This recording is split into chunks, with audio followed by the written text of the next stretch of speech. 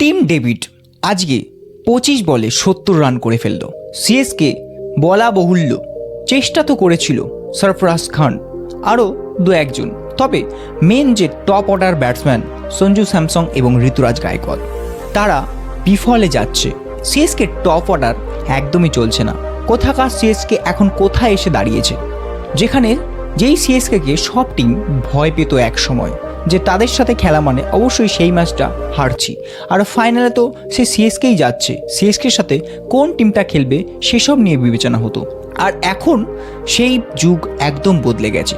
সিএসকের সেই আগের ছোঁয়া কেন জানে না হারিয়ে গেছে মনে হয়, কারণ আগেকার সিএসকে ট্রফি 5টা পেয়ে গেছে, 10 বার ফাইনালে উঠে গেছে।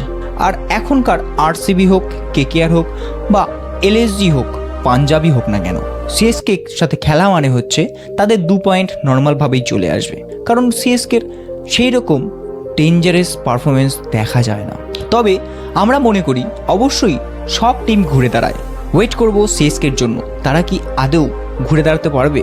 থালা কি এর পরের ম্যাচটা খেলবে? কমেন্ট করে অবশ্যই জানাও। আর জানি না প্লে অফে উঠে সিএসকে কি আর একটা 6 নম্বর ট্রফিকে আদৌ জিততে পারবে। যদি সিএসকের ফ্যান হয়ে থাকো অথবা ক্রিকেটকে ভালোবেসে থাকো এবং পরের এই ধরনের আরও কন্টেন্ট পেতে অবশ্যই সাবস্ক্রাইব করো। ধন্যবাদ।